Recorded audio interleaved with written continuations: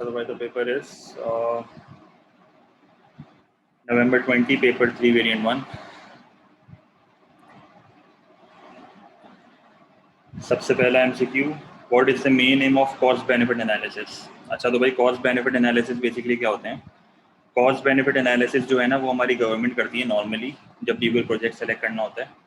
और cost benefit analysis में क्या होता है, हम जो है वो सोशल बेनिफिट और सोशल कॉस्ट को न्यूमेरिकली कैलकुलेट करते हैं।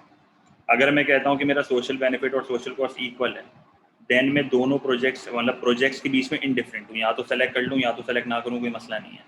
अगर मेरा सोशल कॉस्ट एक्सीड कर रहा है सोशल बेनिफिट को, देन मैं प्रोजेक्ट को रिजेक्ट कर दूंगा। और अगर मेरा social benefit is more than social cost, then मैं प्रोजेक्ट को सेलेक्ट करूंगा क्योंकि सोसाइटी को ज़्यादा बेनिफिट हो रहा है। सही है। तो ऑप्शंस मुझे क्या दिए हैं? To allow firms to maximise their private benefit and minimise external cost, ये बिल्कुल मकसद नहीं होता कॉस्ट बेनिफिट एनालिसिस का। To equate total social benefit and total social cost, again ये मेरा कोई एम नहीं होता कॉस्ट बेनिफिट एनालिसिस का। To find the correct level of direct tax, इसका भी कोई लेना देना नहीं है, इनडायरेक्ट टैक्स होता है बेसिकली। और उसमें भी हम ये नहीं कर रहे होते कि हम पर यूनिट को इक्वल कर रहे हैं, उसका मकसद कुछ और होता है, वो पॉलिसी होती है मेरी। To find the highest positive difference between total benefit and total cost, ये मेरा आंसर है क्योंकि मैं जो है वो सोशल बेनिफिट और सोशल कॉस्ट को एक्सीड करने की कोशिश करता हूँ। और जिस प्रोजेक्ट में, लेट से गवर्नमेंट के पास 5-6 प्रोजेक्ट है, तो जिस प्रोजेक्ट में पॉजिटिव डिफरेंस सबसे ज़्यादा होगा ना, वो वाला प्रोजेक्ट में सेलेक्ट करूंगा। अब ये पॉजिटिव डिफरेंस क्यों है? क्योंकि देखो इन दोनों का डिफरेंस नेगेटिव भी हो सकता है, तो मैं सिर्फ इनका डिफरेंस नहीं देख रहा, मुझे पॉजिटिव डिफरेंस देखना है कि मेरा सोशल बेनिफिट सोशल कॉस्ट को एक्सीड तो करेगा, बट डिफरेंस बहुत ज़्यादा होना चाहिए। सही है। तो मेरा आंसर यहाँ पर होगा डी। क्लियर है पहला MCQ? सही है। अच्छा, दूसरा MCQ, the diagram shows a firm in perfect competition that creates pollution. एक प्रोजेक्ट एक फर्म है जो कि पोल्यूशन क्रिएट करती है। What represents the external cost? भाई हमें पता है कि एक्सटर्नल कॉस्ट जो है वो मार्जिनल सोशल कॉस्ट और मार्जिनल प्राइवेट कॉस्ट का वर्टिकल डिफरेंस होता है, वर्टिकल डिस्टेंस होता है। तो मेरा वर्टिकल डिस्टेंस क्या आ रहा है? JK। क्योंकि जब मेरी MSC एक्सीड करती है MPC को, वो किस अमाउंट से एक्सीड करती है? वो एक्सटर्नल कॉस्ट की अमाउंट से एक्सीड करती है। क्लियर है? तो बहुत सिंपल MCQ था। अच्छा, उसके बाद what is achieved in monopolistic competition in the long run? Monopolistic competition में लॉन्ग रन में क्या अचीव होता है? हम लोग लॉन्ग रन में जो है वो नॉर्मल प्रॉफिट कमाते हैं मोनोपोलिस्टिक कंपटीशन में। और monopolistic competition is part of imperfect competition, और इम्परफेक्ट कंपटीशन में हमें पता है कि वो लोग एफिशिएंसीज को अचीव नहीं करते। अगर आपको अच्छे से याद हो तो मैंने आपको मोनोपोलिस्टिक कंपटीशन में एक चीज़ सिखाई थी, problem of access capacity. Long run में मोनोपोलिस्टिक कंपटीशन में क्या होता है, हम जो है आउटपुट को कम बना रहे होते हैं, तो ना हम एलोकेटिव होते हैं और ना हम प्रोडक्टिव होते हैं। तो अगर आप लॉन्ग रन मोनोपोलिस्टिक का ग्राफ देखोगे ना, तो आपको ये याद आ जाएगा। तो लॉन्ग रन में ना मैं एलोकेटिव एफिशिएंसी अचीव करता हूँ और ना मैं सुपर नॉर्मल प्रॉफिट कमाता हूँ, क्योंकि मैं कौन सा प्रॉफिट कमाता हूँ? Normal profit. तो नो एंड नो, तो मेरा आंसर होगा ए, क्योंकि मैं सुपर नॉर्मल प्रॉफिट नहीं कमाता, मैं नॉर्मल प्रॉफिट कमाता हूँ। सही है। तो क्वेश्चन 3 भी हमारा बहुत सिंपल सा था। Question number 4. The table contains data on the total utility gained by a consumer from eating biscuits and chocolates in one day. तो मुझे डेटा दिया हुआ है इसने। अच्छा भाई, तो इसने मुझे टोटल यूटिलिटी दी हुई है बिस्किट एंड चॉकलेट की। जब भी आपको सवाल में टोटल यूटिलिटी दी हुई हो ना, तो आपकी आदत होनी चाहिए कि आप मार्जिनल यूटिलिटी निकाल लो। सही है। तो मार्जिनल यूटिलिटी कैसे निकलेगी? 20 और 38 का डिफरेंस मेरा आ जाएगा 18। सही है।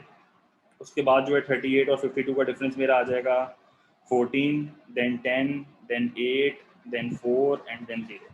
इसी तरह यहाँ पर भी मेरा 10 होगा, 12 होगा, 6 होगा, 4 होगा, यहाँ पर मेरा 0 हो जाएगा एंड देन यहाँ पर -2 हो जाएगा। सही है।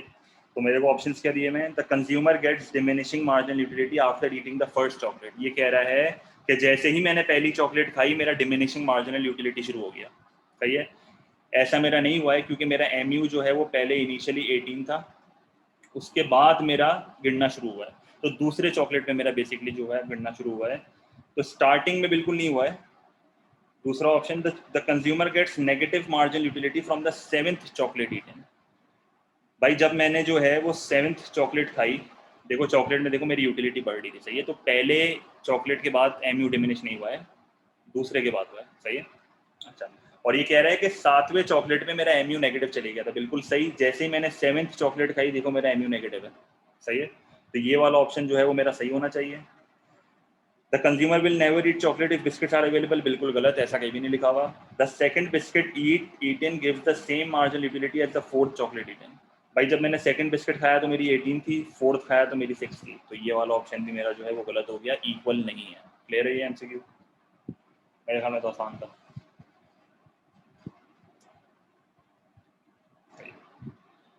Question number 5, the indifference curve diagram shows the effect of an increase in income parallel shift on the consumption of a good X and good Y. सही है। Which type of good X and good Y are indicated by the change in consumption from E to F? ये समझने से पहले भाई अगर मेरी income बढ़ रही है, अगर मैं नॉर्मल गुड की बात कर रहा हूँ तो मेरी अगर इनकम बढ़ेगी तो मैं नॉर्मल गुड की कंजम्पशन को बढ़ा दूंगा, और अगर मैं इन्फीरियर गुड की बात कर रहा हूँ तो मेरी इनकम बढ़ेगी तो मैं इन्फीरियर गुड की कंजम्पशन को गिरा दूंगा। तो ये मुझसे पूछ रहा है मैं ई से एफ गया हूँ ना, तो ई पे मेरा गुड एक्स इतना था, वाई इतना था, और एफ पे मेरा गुड एक्स इतना है और मेरा गुड वाई इतना है। तो आप नोटिस करो मेरी इनकम बढ़ी तो मैंने गुड एक्स की कंजम्पशन को कम कर दिया। इसका मतलब है गुड एक्स कौन सा गुड हुआ? इनकम बढ़ने पे मैंने गुड एक्स की कंजम्पशन को कम किया, इसका मतलब है गुड एक्स जो है वो मेरा इन्फीरियर गुड है, क्योंकि इनकम बढ़ी तो मैंने कंजम्पशन को गिरा दिया। और जैसे ही मेरी इनकम बढ़ी मैंने गुड वाई की कंजम्पशन को बढ़ा दिया, इसका मतलब है गुड वाई कौन सा गुड होगा? गुड वाई मेरा नॉर्मल गुड होगा। सही है।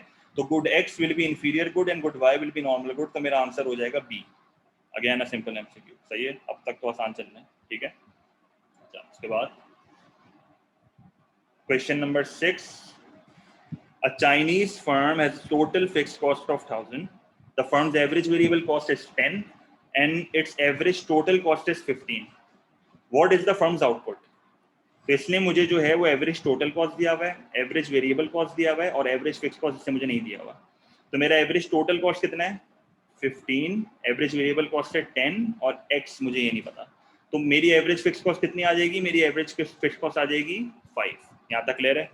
अच्छा, एवरेज फिक्स कॉस्ट का जो है वो फॉर्मूला क्या होता है? एवरेज फिक्स कॉस्ट का फॉर्मूला होता है total fix cost divided by quantity. मुझे एवरेज फिक्स कॉस्ट मुझे पता चल गई है जो कि 5 है, टोटल फिक्स कॉस्ट मुझे इसने दी हुई है 1000 की, क्वांटिटी मुझे मिल जाएगी। तो मेरी एक्स क्या है? मेरी क्वांटिटी होगी और मेरा एक्स का आंसर आएगा 200। सही है। तो मुझे फर्म का आउटपुट जो है वो बहुत आसानी से पता चल गया, तो मेरा आंसर होगा सी। क्लियर है? तो बेसिक मैथ थी, इसमें कुछ भी नहीं था।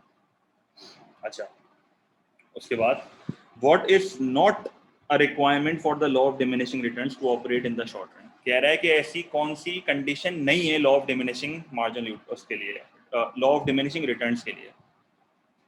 अच्छा, at least one factor will be fixed in quantity, बिल्कुल सही है। हम अज्यूम करते हैं कि भाई मेरा जो है बाकी फैक्टर ऑफ प्रोडक्शन कांस्टेंट होते हैं और लेबर वेरिएबल होता है, तो ये सही है, ये रिक्वायरमेंट है। Average returns to variable factor will increase then fall, इसका मतलब है एवरेज प्रोडक्ट ऑफ लेबर पहले बढ़ेगा देन गिरेगा, ये बिल्कुल सही स्टेटमेंट है। Marginal product of a variable factor will increase then fall, ये भी बिल्कुल सही है, पहले मार्जिनल प्रोडक्ट बढ़ेगा एंड देन मार्जिनल प्रोडक्ट गिरेगा। सही है, तो ये भी मेरी बिल्कुल सही है। Inputs of the factors, input of all the factors will be variable, ऐसा नहीं होता। डिमिनिशिंग रिटर्न में हमने पढ़ा है कि मेरा लेबर वेरिएबल होता है और बाकी फैक्टर ऑफ प्रोडक्शन फिक्स्ड होते हैं, तो सारे मेरे फैक्टर ऑफ प्रोडक्शन वेरिएबल नहीं होते, ये कोई रिक्वायरमेंट नहीं है, तो ये मेरा आंसर है। मुझे गलत ऑप्शन ढूंढना था बेसिकली। सही है, क्लियर है 7? ठीक है। Question number 8, the diagram shows the cost and revenues of a firm that is producing Q and price P। सही है, तो मैं करेंटली जो है वो Q पे ऑपरेट कर रहा हूँ। अगर आप नोटिस करो तो Q पे मेरा मार्जिनल रेवेन्यू इज 0, इसका मतलब है मेरा total revenue will be at its maximum. What would explain this? The firm is deliberately selling below cost to keep out potential entrants, बिल्कुल गलत। अगर ऐसा करना होता तो वो contestable वाली चीज पे आता। The firm wants to maximize the volume of sales, अगर ये volume of sales को maximize करता तो ये यहाँ पर ऑपरेट करता, जहाँ पर मेरा नॉर्मल प्रॉफिट होता है, अगर आपको अच्छे से याद हो। सही है, इसको बोला जाता है सेल्स ग्रोथ भी बोला जाता है, इसको sales growth in terms of quantity, हम रेवेन्यू की बात कर रहे हैं। The manager salaries are related to revenue rather than profits, ये मेरा बिल्कुल सही ऑप्शन है। क्यों? क्योंकि भाई पॉसिबल चांसेस हम MR0 पे इसलिए ऑपरेट कर रहे हैं क्योंकि मेरी मैनेजर की जो सेल है ना वो रेवेन्यू से लिंक है। सही है। The manager want to have a large team working for them to increase their status, बिल्कुल गलत। सही है, तो ये बेसिकली प्रिंसिपल एजेंट प्रॉब्लम वाली बात कर रहा है। ठीक है, क्वेश्चन 8 भी मेरे ख्याल में आसान है।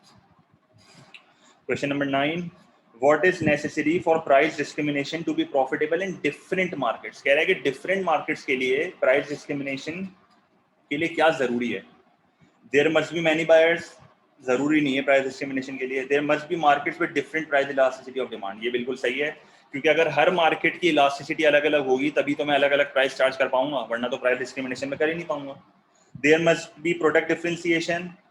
ये प्राइस डिस्क्रिमिनेशन की जनरल वो है रिक्वायरमेंट, सही है, पर प्रोडक्ट डिफरेंशिएशन से बेहतर इलास्टिसिटी अलग अलग होनी चाहिए. प्रोडक्ट डिफरेंशिएशन तो एक नॉर्मल चीज है इम्परफेक्ट मार्केट की. There must be geographically separated markets.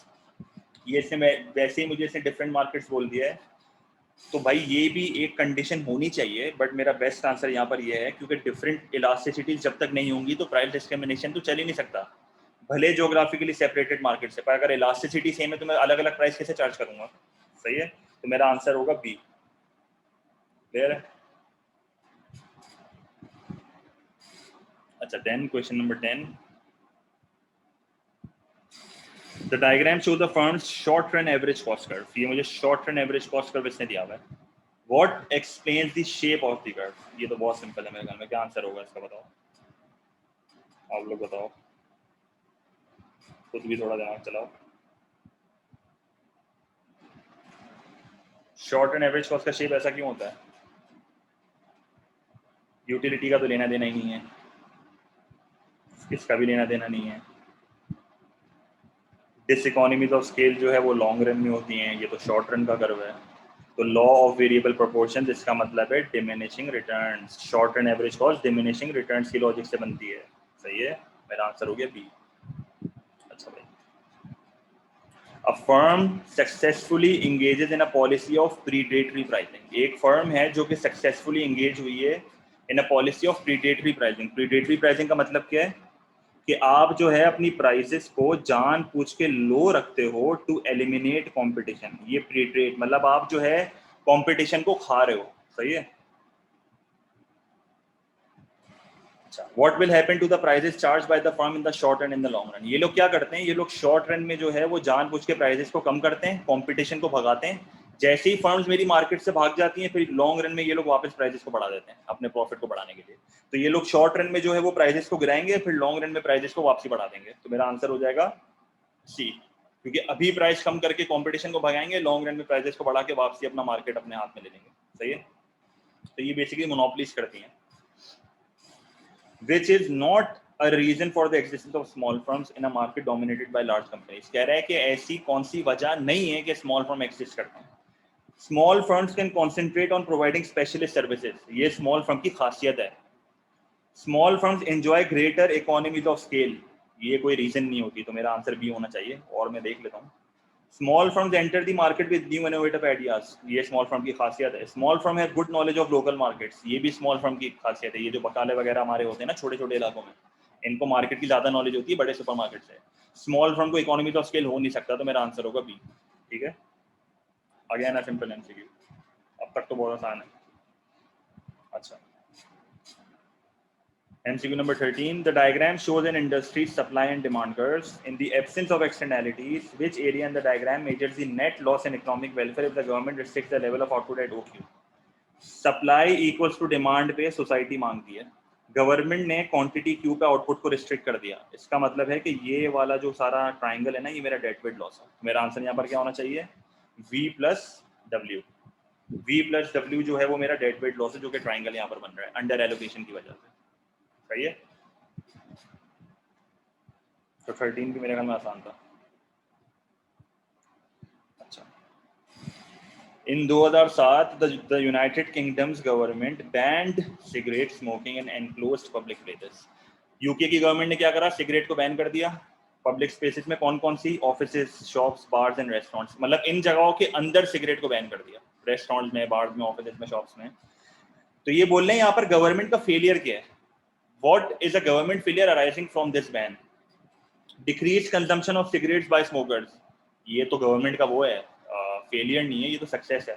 Decrease level of passive cigarette smoking. Passive cigarette smoking मतलब लेट्स से अगर मैं यहाँ पर सिगरेट पी रहा हूँ, बराबर में मेरा भाई बैठा हुआ है, तो उसके नाक में जो धुआं जा रहा है वो पैसिव स्मोकिंग है. सेकंड हैंड स्मोकिंग बोलते हैं उसको.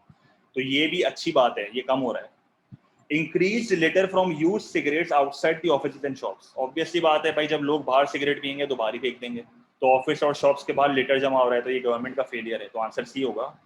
Increase sales of cigarette substitutes like nicotine patches, ये तो अच्छी बात है, लोग सिगरेट छोड़ के दूसरों चीज़ों पे आ रहे हैं, फिर इंडियन सिगरेट को छोड़ देंगे, क्योंकि नॉर्मली जब आपको सिगरेट छोड़नी होती है ना तो आप निकोटीन पैचेस लगाते हो, निकोटीन गम खाते हो, तो इससे आपकी सिगरेट कम हो जाती है, तो ये तो अच्छी बात है। तो मेरा आंसर होगा यहाँ पर सी, कचरा जमा हो रहा है। अच्छा, when does a more equal distribution of income occur, हमेशा याद रखना जब भी ऐसे कोई सवाल है ना तो आपको इक्वालिटी और इक्विटी का फर्क पता होना चाहिए। सही है, इक्वालिटी का मतलब इक्वल देना। याद करो मैंने जो एग्जांपल दी थी भिखारियों वाली, मैं मस्जिद के बाहर खड़ा हूँ, मेरे पास 2 भिखारी है, भिखारी ए के घर पे 10 लोग हैं, भिखारी बी के घर पे 5 लोग हैं, मेरे पास 100 रुपये पड़े हुए हैं, मैंने इन दोनों को अगर जो है वो 50-50 रुपये दे दिए तो ये इक्वालिटी है। पर अगर मैं इक्विटी पे बात करूँ, इक्विटी का मतलब होता है फेयरनेस, जिस बंदे के घर में ज्यादा लोग हैं उसको ज्यादा पैसे मिलने चाहिए, तो ये फेयर है। जो मैंने करा है वो इक्वालिटी है। सही है, तो ये इक्वालिटी की बात कर रहा है, equality. When a countries income tax system is made more progressive, ये मेरी इक्वालिटी है। जब भी गवर्नमेंट को जो है एक इक्वल डिस्ट्रीब्यूशन ऑफ इनकम करनी होती है ना, वो प्रोग्रेसिव टैक्सेशन को बढ़ा देती है। सही है, क्यों? क्योंकि अमीरों से ज्यादा पैसा लेती है, गरीबों में बांटती है। When someone is made better off without making someone else worse off, this is my Pareto efficiency. When the best use is made of scarce resources, ये मेरी efficiency है। When there is an increase in Gini coefficient, भाई जब Gini coefficient की amount बढ़ती है तो economy में इनइक्वालिटी बढ़ती है। सही है, क्योंकि अगर आपको याद हो तो Gini coefficient जब 0 होता है तो ये रिप्रेजेंट करता है परफेक्ट इक्वालिटी, और Gini coefficient जब 1 होता है तो ये डिटरमाइन करता है परफेक्ट इनइक्वालिटी। सही है, तो मेरा आंसर यहाँ पर होगा ए। क्लियर है?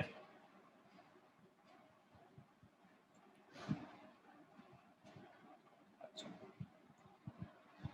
16, What is likely to improve the occupational mobility of labor? देखो ऑक्यूपेशनल मोबिलिटी का मतलब ये होता है, लेट्स से मैं इकोनॉमिक्स पढ़ाता हूँ, मुझे अकाउंट्स भी पढ़ाना आता है, मुझे मैथ भी पढ़ाना आता है, मुझे बिजनेस भी पढ़ाना आता है, इसका मतलब है मैं ऑक्यूपेशनली मोबाइल हूँ, मैं फ्लेक्सिबल हूँ, मैं कोई भी काम कर सकता हूँ।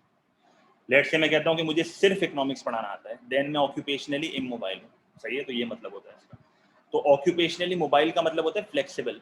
तो ये कह रहा है कि ऐसी कौन सी चीज है जो मेरी ऑक्यूपेशनल मोबिलिटी को इंप्रूव करेगी। A decrease in income tax that increases aggregate demand, irrelevant. A decrease in unemployment benefit, irrelevant. N increase in retraining schemes for the unemployed, भाई आप अनएम्प्लॉयड बंदे को जब रीट्रेनिंग दोगे तो उसकी ऑक्यूपेशनल मोबिलिटी इंप्रूव होगी, उसको जॉब मिलेंगी, वो ज्यादा बेहतर काम कर पाएगा। सही है। More advertising of employment vacancies in the economy, ये भी गलत, ये तो आप वर्कर की नॉलेज बढ़ा रहे हो, उसकी ऑक्यूपेशनल मोबिलिटी नहीं बढ़ा रहे। चलो लेट्स से आपने उसको कोई बेहतर जॉब के बारे में बता भी दिया, पर अगर उसको आता ही नहीं है तो फायदा क्या, वो ऑक्यूपेशनली मोबाइल है। सही है, क्लियर है? 17, the diagram represents a situation where a trade union has negotiated a wage of OW for its members. The level of employment is OQ. Trade union ने जो है वो OQ की वेज नेगोशिएट करी है। अगर आप नोटिस करो कि OQ पे मेरा मार्जिनल रेवेन्यू प्रोडक्ट 0 है, तो मेरा टोटल रेवेन्यू प्रोडक्ट किधर होगा? मैक्सिमम पे होगा। अगर आप इसको मार्केट स्ट्रक्चर से लिंक करो, मार्केट स्ट्रक्चर में जब मेरा मार्जिनल रेवेन्यू 0 होता था तो मेरा टोटल रेवेन्यू मैक्सिमम पे होता था, तो मेरी सेल्स जो है वो मैक्सिमम पे होती थी, मेरा रेवेन्यू जो है वो मैक्सिमम पे होता था।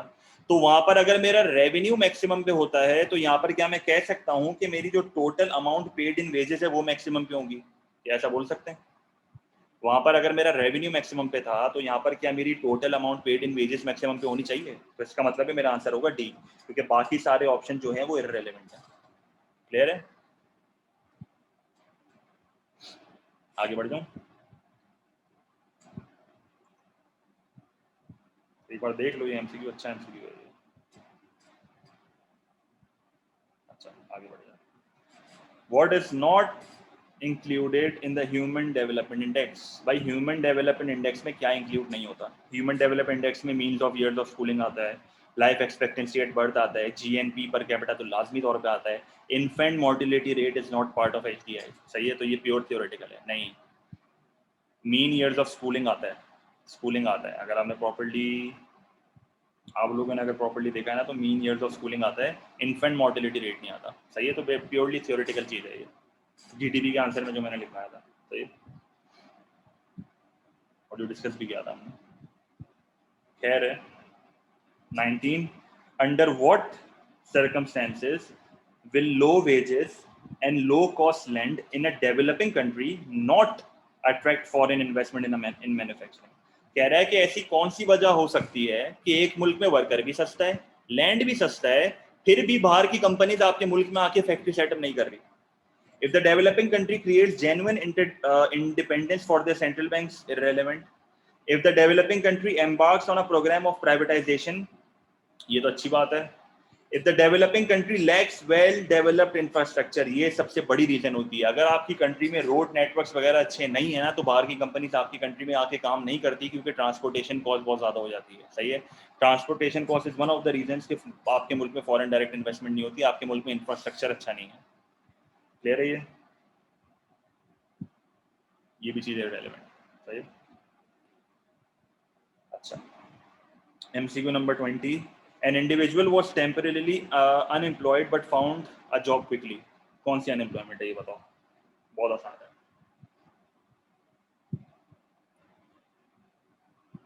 एक स्पेसिफिक टाइम के लिए अनएम्प्लॉयड था, जॉब ढूंढ रहा था.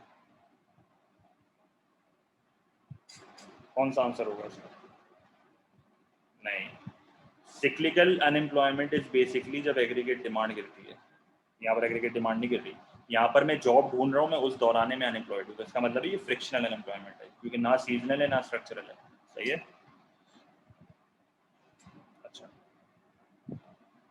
in 2012 United Nations report calculated the stock of wealth of 20 countries in terms of human, natural and produced resources. This was measured as the inclusive wealth index. एक wealth index बना दिया. The diagram shows the annual percentage change in IWI between 1990 and 2008 of 4 economies. It also shows the 2008 GDP per head. तो यहाँ पर आप देखो, इसने मुझे GDP पर हेड दिए मैं, और यहाँ पर इसने पता नहीं एक IWI बनाया हुआ है, और इसने बेसिकली मुझे शो किया हुआ है कि भाई लेट्स से मैं कहता हूँ कि मैं चाइना की बात कर रहा हूँ, तो चाइना में ह्यूमन रिसोर्सेज इतने हैं, अपना प्रोड्यूस रिसोर्सेज इतने हैं, IWI की इसने कोई स्पेसिफिक अमाउंट दे दी है, और इसने बोला है कि नेचुरल रिसोर्सेज जो है वो नेगेटिव जा रहे हैं, डिप्लीट हो रहे हैं. सही है. तो बेसिक से इसने टेबल बना के दे दिया है हमें. A low level of GDP per head meant an inability to build stocks of wealth. तो ये बेसिकली क्या है, ये स्टॉक्स ऑफ वेल्थ की बात कर रहा है. इसका मतलब ये कह रहा है कि जिस कंट्री का GDP पर हेड लो है वो स्टॉक्स ऑफ वेल्थ नहीं बना सकता. ये ऑप्शन गलत है, क्योंकि आप नोटिस करो कीनिया का GDP पर हेड सबसे कम है, पर ऑलमोस्ट आप नोटिस करो इसका ऑलमोस्ट सबसे ज्यादा वेल्थ है. तो मेरा आंसर जो है ए नहीं हो सकता. All countries were able to prevent depletion of the natural resources. अगर आप नोटिस करो चाइना में भी डिप्लीशन ऑफ नेचुरल रिसोर्सेज है, नाइजीरिया में भी डिप्लीशन ऑफ नेचुरल रिसोर्सेज है, रशिया में भी डिप्लीशन है, क्योंकि देखो ये नेगेटिव में. तो ये वाला ऑप्शन भी मेरा गलत है. The faster the growth in a countries IWI the higher was its GDP. बिल्कुल गलत. कीनिया में GDP पर हेड सबसे कम था, पर उसका जो है IWI काफी ज्यादा था. इसका मतलब है मेरा ऑप्शन नंबर सी भी नहीं हो सकता. There was an increase in human resources in all 4 countries. Human resources का कलर क्या है? Light grey. चाइना का भी इंक्रीज है, कीनिया का भी इंक्रीज है, नाइजीरिया का भी इंक्रीज है, और इवन रशिया का भी इंक्रीज है. तो इसका मतलब है मेरा करेक्ट आंसर क्या होना चाहिए यहाँ पर? डी होना चाहिए. सही है.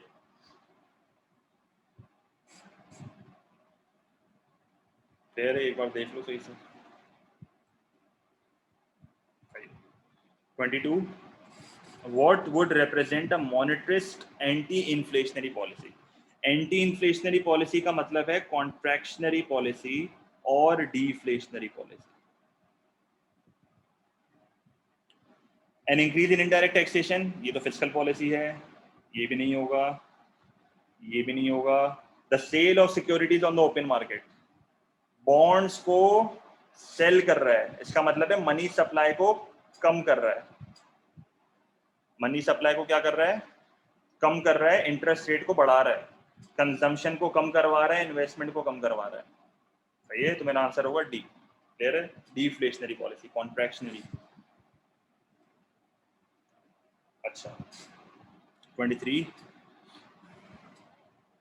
The national income expenditure shows changes in consumption expenditure. तो आप नोटिस करो मेरा C1 से C2 गया, तो मैं ऊपर गया हूँ, तो बेसिकली मेरा चेंज इन एग्रीगेट एक्सपेंडिचर हुआ है, ऊपर की तरफ शिफ्ट हुआ है, तो ऑटोनोमस चेंज आया है. What would cause the consumption function to shift from C1 to C2? A minimum deposit introduced for credit purchases. अगर एक मिनिमम डिपॉजिट होगा फॉर क्रेडिट परचेजेस, सही है, मैं इसका आता हूँ वापस. An increase in direct taxation, direct taxation बढ़ेगी तो कंजम्पशन कम होगी. An increase in the rate of interest, consumption कम होगी. The expectation of an increase in indirect tax, ये सही आंसर होगा. ये भी गलत होगा। क्यों? क्योंकि आप नोटिस करो, अगर मैं कहता हूं कि लोग एक्सपेक्ट कर रहे हैं कि इनडायरेक्ट टैक्स बढ़ने वाला है, तो इसका मतलब है कि मेरा सेल्स टैक्स जो है वो बढ़ने वाला है, और लोगों को ऐसा लग रहा है कि आगे जाके प्राइसेस बढ़ जाएंगी। तो लोग क्या करेंगे? अगर लोगों को ऐसा लग रहा है ना कि आगे जाके प्राइसेस बढ़ जाएंगी, तो लोग अभी से माल को खरीदना शुरू कर देंगे। जब लोग अभी से माल को खरीदना शुरू कर देंगे तो कंजम्पशन बढ़ जाएगी। तो इंडिपेंडेंट ऑफ नेशनल इनकम आप नोटिस करो मेरी कंजम्पशन बढ़ गई। क्लियर है? तो कंजम्पशन अभी बढ़ा देंगे वो लोग, ना कि फ्यूचर में। अच्छा, then according to the accelerator theory क्या है कि रियल नेशनल इनकम बढ़ेगी तो इन्वेस्टमेंट बढ़ेगी।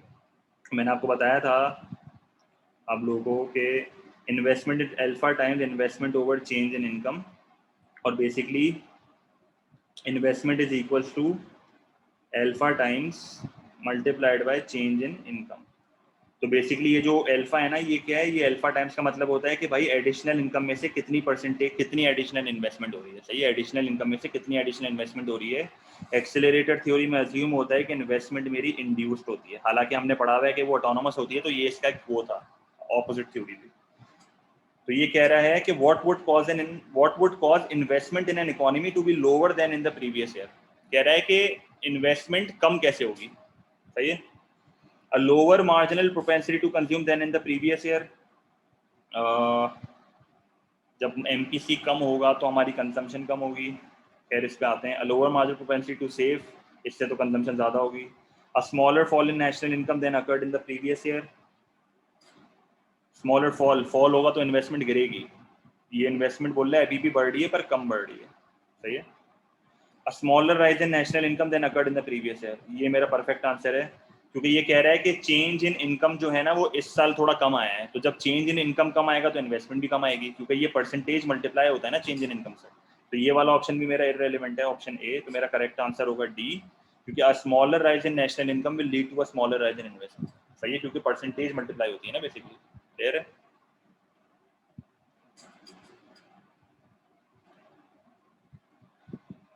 तो मसला which correctly identifies net leakages. Net leakages का मतलब ये कह रहा है कि भाई withdrawals are more than injection, withdrawals are more than injection from a country circular flow of income. Private sector में आप नोटिस करो सेविंग एक्सीड कर रही है इन्वेस्टमेंट को, तो ये होना चाहिए ना नेट लीकेजेस के लिए, ये होना चाहिए सेविंग। ये कह रहा है कि विड्रॉल इंजेक्शन से ज्यादा होने चाहिए, तो saving is more than investment, yes. Taxes are more than government spending, yes, क्योंकि टैक्स एक विड्रॉल है, गवर्नमेंट स्पेंडिंग एक इंजेक्शन है, तो विड्रॉल शुड एक्सीड इंजेक्शन, जो कि इसने बोला है नेट लीकेज। नेट लीकेज का मतलब लीकेज ज्यादा है। अच्छा, देन ट्रेड सेक्टर, क्या एक्सपोर्ट इंपोर्ट से ज्यादा होने चाहिए या कम होने चाहिए? एक्सपोर्ट इंपोर्ट से ज्यादा होने चाहिए या कम होने चाहिए अगर मुझे नेट लीकेजेस चाहिए? एक्सपोर्ट इंपोर्ट से कम होने चाहिए। सही है? कम होने चाहिए, क्योंकि अगर एक्सपोर्ट इंपोर्ट से ज्यादा होगा ये तो मेरा नेट इंजेक्शन हो जाएगा, क्योंकि एक्सपोर्ट इंजेक्शन है। सही है? सही है? तो ये होना चाहिए नो। सही है? ये मेरा होना चाहिए नो, तो मेरा आंसर होगा सी। क्लियर? हाँ ठीक है। अच्छा, clear. 25।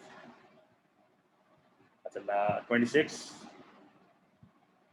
Central bank sales security, तो इसने बॉन्ड को सेल किया है, इसका मतलब है वो मनी सप्लाई को कम करना चाह रहा है, इंटरेस्ट रेट को बढ़ाना चाह रहा है, जिसकी वजह से कंजम्पशन कम होगी, जिसकी वजह से इन्वेस्टमेंट कम होगी।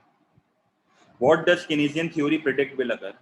भाई कीनेसियन थ्योरी क्या बोलती है? कीनेसियन थ्योरी ये बोलती है कि जब आपका मनी सप्लाई गिरेगा तो आपका इंटरेस्ट रेट बढ़ जाएगा, क्योंकि ये जो चीज़ हम डिस्कस करते हैं, ये वाली जो चीज़ हम डिस्कस करते हैं, ये वाला ग्राफ जो बेसिकली हम डिस्कस करते हैं कि ये मेरा मनी डिमांड है, ये मेरा मनी सप्लाई है, हम मनी सप्लाई को कम करते हैं तो इंटरेस्ट रेट मेरा बढ़ जाता है। ये बेसिकली कीनेसियन ने बोला था। ये जो डायग्राम है ये कीनेसियन का डायग्राम है, क्योंकि कीनेसियन कहता है कि इंटरेस्ट रेट आपका डिटरमाइन होता है मनी सप्लाई और मनी डिमांड के इंटरसेक्शन से। तो अगर आप मनी सप्लाई को कम करोगे तो ऑब्वियस सी बात है आपका इंटरेस्ट रेट जो है वो पहले के मुकाबले में बढ़ जाएगा। तो ये भी मेरे कीनेसियन भाई साहब ने बोला है, तो मेरा आंसर होगा डी। ना ये होगा, सही है, ना ये होगा, ना ये होगा। सबसे डायरेक्ट इफेक्ट ये वाला है, सबसे डायरेक्ट इफेक्ट ये वाला है। सही है? मनी सप्लाई के गिरने से डायरेक्ट क्या होता है? इंटरेस्ट रेट बढ़ता है। सही है?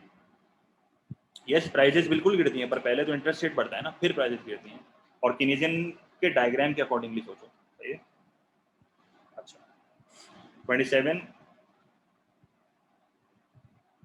what would most likely result from a sustained increase in real GDP? कह रहा है कि रियल जीडीपी आहिस्ता आहिस्ता एक कंट्री में बढ़ रहा है, तो इससे फायदा क्या होगा?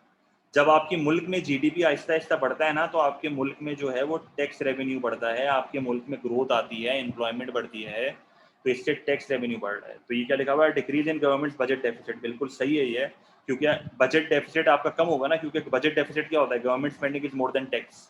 अगर आपका टैक्स रेवेन्यू बढ़ना शुरू हो जाएगा तो आपका जो है वो बजट डेफिसिट कम होना शुरू हो जाएगा, ऑब्वियस सी बात है। और डिक्रीज इन आउटपुट पर वर्कर, बिल्कुल गलत, आउटपुट पर वर्कर बढ़ना चाहिए। And increase in the balance of payment surplus, ये वाला जो मेरा सवाल है ये बिल्कुल गलत है, क्योंकि जब एक कंट्री में जीडीपी बढ़ता है तो आपके मुल्क में डेफिसिट होना शुरू हो जाता है। इकोनॉमिक ग्रोथ का नुकसान है ना एक बैलेंस ऑफ पेमेंट का डेफिसिट, क्योंकि जब लोगों की इनकम बढ़ती है तो लोग इंपोर्ट शुरू कर देते हैं। And increase in the friction and employment, ये भी गलत, तो मेरा आंसर होगा ए। सही है। अच्छा 28, the table shows combinations of statement associated with Keynesian and monetary schools of thought. सही है, तो कह रहा है कि कौन सा कॉम्बिनेशन करेक्ट है? Crowding out effect prevents private sector investment, Keynesian ने ऐसा नहीं बोला था, मॉनेटरिस्ट ने बोला था। कीनेसियन ने ऐसा नहीं बोला था, मॉनेटरिस्ट ने बोला था। Fiscal policy is best for economic growth, बिल्कुल कीनेसियन ने बोला था ये। वेजेस आर फ्लेक्सिबल, मॉनेटरिस्ट ने बोला था ये, तो मेरा आंसर होगा बी। कोई मसला? क्लियर है, क्योंकि कीनेसियन फिस्कल पॉलिसी का चाहने वाला है और मॉनेटरिस्ट ने बोला था कि वेजेस आर फ्लेक्सिबल। सही है। 29, the diagram shows an economy in the short run equilibrium with price level P2 and output level Y2। तो हम currently जो है वो यहाँ पर स्टैंड कर रहे हैं। सही है, रेड वाला मैंने मार्क कर दिया। Which combination is most likely to be achieved in the economy at equilibrium E2? E2 पे आप नोटिस करो एक इन्फ्लेशनरी गैप है, क्या ऐसा हो रहा है? Y1 से लेके Y2 मेरा रिप्रेजेंट कर रहा है इन्फ्लेशनरी गैप। इन्फ्लेशनरी गैप क्या होता है? जब मेरा पोटेंशियल, जब मेरा actual level of output exceed कर जाए पोटेंशियल लेवल ऑफ आउटपुट। सही है। अच्छा, तो macro economic policy aim reduce current account deficit, नहीं, ऐसा नहीं होता। इंक्रीज इंटरनेशनल कॉम्पिटिटिव, बिल्कुल गलत, इन्फ्लेशन है आपके मुल्क में, प्राइसेस बढ़ी हुई है, तो कोई एम अचीव नहीं हो रहा। रिड्यूस्ड रेट ऑफ इन्फ्लेशन, ऐसा नहीं होता, इन्फ्लेशन बढ़ रही होती है, इन्फ्लेशनरी गैप है। इंक्रीज लेवल ऑफ एम्प्लॉयमेंट, बिल्कुल सही, एम्प्लॉयमेंट मेरी इकोनॉमी में बढ़ रही है, ऑब्वियस सी बात है, मैं नेचुरल रेट से भी आगे निकल गया हूँ। इंक्रीज पर कैपिटल इनकम, बिल्कुल सही है, लोगों की इनकम भी बढ़ रही होती है, तो मेरा आंसर होगा सी। क्लियर है, क्योंकि इकोनॉमिक ग्रोथ है ना। क्लियर है, आसान था बहुत। अच्छा, इंक्रीज इकोनॉमिक ग्रोथ बिल्कुल सही है, रिड्यूस एनवायरमेंटल डिग्रेडेशन बिल्कुल गलत है। इकोनॉमिक एनवायरमेंटल डिग्रेडेशन हो रही है, ओवर एक्सप्लॉइट हो रहे हैं मेरे नेचुरल रिसोर्सेज, मैं बहुत ज़्यादा इस्तेमाल कर रहा हूँ उनको। सही है। Last MCQ, A government sets a target for the annual rate of inflation to be no more than 3%। भाई गवर्नमेंट ने जो है वो इन्फ्लेशन का टारगेट सेट किया है 3% का। Which circumstances would make it difficult to achieve the target? If devaluation of the currency leads to trade surplus। Check कर लेते हैं भाई, अगर मेरी इकोनॉमी में डीवैल्यूएशन है, डीवैल्यूएशन का मतलब करेंसी डेप्रिशिएटेड है, जान पूछ के करेंसी को डेप्रिशिएट करें डेलिबरेटली, तो करेंसी डेप्रिशिएट होती है तो एक्सपोर्ट की प्राइसेस गिरती हैं, इंपोर्ट की प्राइसेस जो है वो बढ़ती हैं, मेरा एक्सपोर्ट का रेवेन्यू जो है वो यहाँ पर बढ़ जाता है, इंपोर्ट का एक्सपेंडिचर जो है वो मेरा गिर जाता है, तो मेरा बैलेंस ऑफ ट्रेड जो है यहाँ पर सरप्लस होता है। तो जब मेरा बैलेंस ऑफ ट्रेड सरप्लस होता है तो मेरी एग्रीगेट डिमांड बढ़ती है, तो इसका मतलब ये हुआ कि मेरा टारगेट पॉसिबल चांसेस अचीव ना हो, तो मेरा आंसर होगा A. If interest rate are increase, interest rate increase होगा तो इन्फ्लेशन कम होगी। If government increases it budget surplus का मतलब है कि मेरी गवर्नमेंट बजट सरप्लस का मतलब है मेरा tax revenue is exceeding government spending. अगर मैं अपने बजट डेफिसिट को बढ़ा रहा हूँ ना, तो इसका मतलब है कि मैं टैक्सेस को बढ़ा रहा हूँ, तो इसका मतलब है इन्फ्लेशन गिरेगी। If wage increases are kept in line with productivity, इसका मतलब कि वेजेस भी बढ़ रही हैं, प्रोडक्टिविटी भी बढ़ रही है, तो इसका मतलब है नो चेंज, मेरे इन्फ्लेशन पे कोई फर्क नहीं आएगा। सही है, क्योंकि आप याद करो वेज प्राइस स्पाइरल में क्या होता था? वेज प्राइस स्पाइरल में ये होता था कि हमारे वर्कर हमारे पास आते थे, हमें बोलते थे हमारी वेजेस बढ़ा दो, हम उनकी वेजेस बढ़ाते थे पर वो प्रोडक्टिविटी नहीं बढ़ाते थे, जिसकी वजह से होता क्या था, हमारी कॉस्ट बढ़ जाती थी, फिर हम एग्रीगेट सप्लाई को गिराते थे, फिर प्राइसेस बढ़ती थी। पर अगर हम वेजेस को बढ़ाएं और ये लोग प्रोडक्टिविटी भी बढ़ाते हैं तो मेरी इन्फ्लेशन पे कोई फर्क नहीं आएगा, नो चेंज। सही है, तो ये मेरा था नवंबर 20 पेपर 3 वेरिएंट 1। मेरे ख्याल में बहुत सिंपल पेपर था।